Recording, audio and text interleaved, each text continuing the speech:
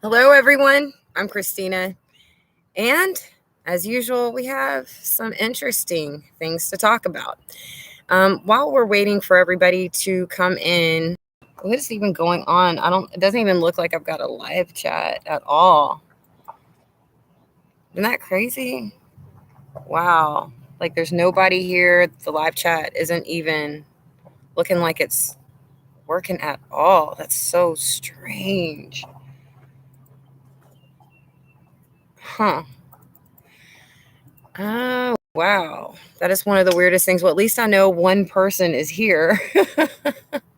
Anyway, okay. When you do come in, just like, subscribe, and there might be some buffering because the weather is a little bad. Okay, I'm hoping that everything goes well regardless. Okay, but we were talking the other night about, and the other day about things that are, like that hidden story in the Bible, things that are really interesting, as far as the connections, the markers that we're seeing in prophecy.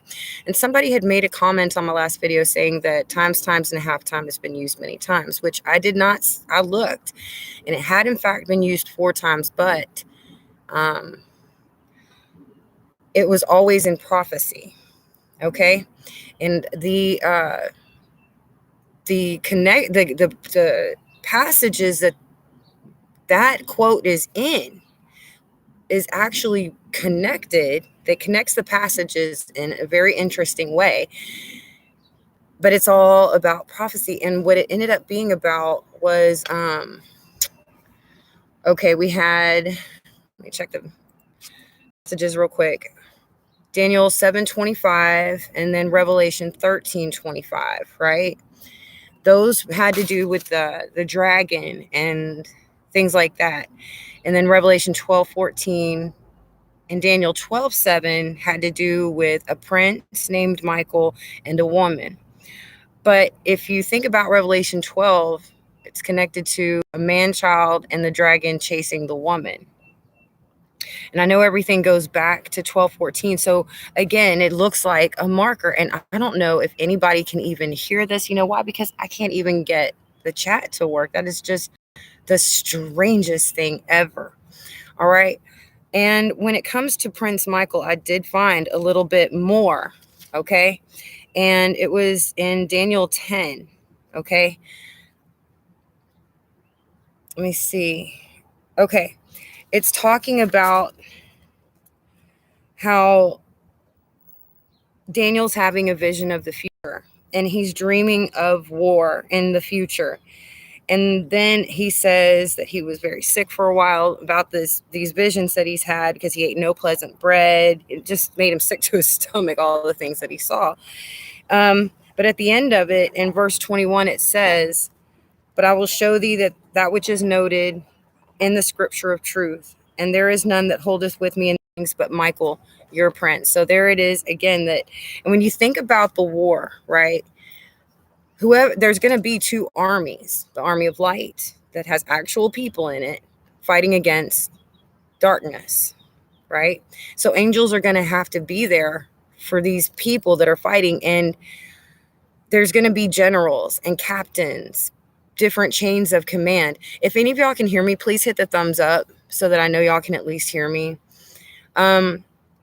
So we've got to start thinking in terms of what we already know, and that is that God was going to work great things through people. He was going to work, and the people were going to do miraculous things through God. Can I get a thumbs up, you guys, if y'all can hear me? And so when you see in Bible prophecy things like, they'll say, "Oh, well, Michael is Jesus." No. Michael is somebody else. This is a future war with real people fighting in it. And it's unthinkable that they might be talking in Bible prophecy under the rails about some of the important generals or princes or chiefs that are in that army that the angels have to help go protect, right? And the title of this video is it's about the year 2024 and the dragon. Okay. And I find that interesting that it's 3 years away. Now we're in the last days already. So a year like that can be very kind of important to look at as far as that year, when we just feel in our souls already that things are already coming to a head, that we can sense that things in the end are happening. So we've got to think about prophecy, those mysterious passages. We're going to have to start looking at them a little more closely. Okay. And I know that this is going to be kind of a short live stream because I feel really uncomfortable with the fact that I have no chat at all. That's really strange. I don't even know if y'all can hear me, honestly, but I'll check this when it's all said and done. But you know, when you think about the condition of the world that we're in, we got a new waste leak in Washington. Last one was in Florida. We've got super spreading going on. You can find out what that is. And Alex Jones says that Christian persecution is tripling. That's exactly what I said should happen next. Okay? Because there's 4 horsemen of the apocalypse, and then there's a 5th seal, which is Christian persecution increasing. And that is happening. So yeah, we're in the last days. The shortages are here. Okay, on everything, on every single front, things are breaking down. So we're heading towards that. And then what's in front of us but the year of the dragon? So we've also got to realize that so is prophecy starting to come to light also about God's people and what's going to happen with God's people. Y'all got to remember that.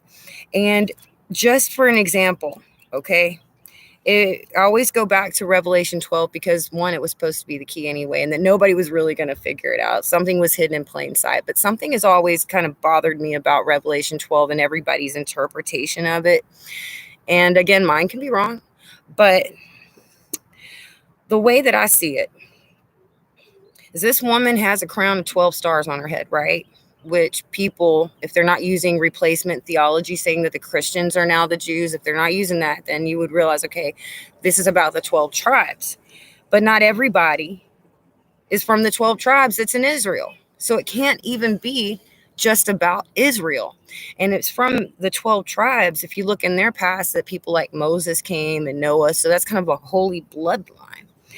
So then the passage takes it a step further and identifies Joseph's line, because they're talking about the sun, the moon, and the stars. And it was Joseph, not Judah. It was Joseph. With Judah, it was the head name of the tribes as far as a name. But Joseph was one of the brothers. He was the one who had the coat of many colors. And so to me, without listening to everybody else, it looks like they're indicating specifically the line of Joseph in the last days. And Joseph had a vision with the sun, the moon, and the stars. So you kind of have to wonder about that. I mean, it's just things like that. Why is it so impossible for things to come to light finally? Why has it been so hard for, people to believe in the power that God can give us, especially in the end days, that miracles, things that we haven't seen?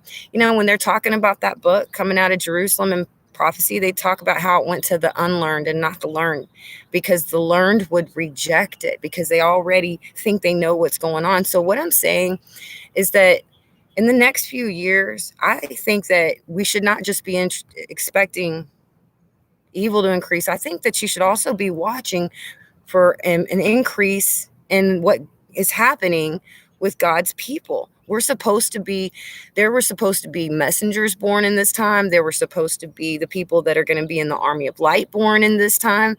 There's the 2 witnesses that were born for this time. There are angels that are here to help us in this time. We're not alone. God has a plan, is what I'm saying. Am I right? I don't know. I'm just saying I have some questions, and I think that they're important to have. That if God has kept something from us until now, then that tells me that it's something really great. It's something really important, and it's something worth believing in Him for, that not all is lost. And to remember, we win. God's side wins in the end. So you don't get so down, all right? And I know that, like I said, it's going to be a short video, but I just wanted to point out that year of the dragon, that's just 3 years away. That's just 3 years away. And what if that is a significant year? What if it is?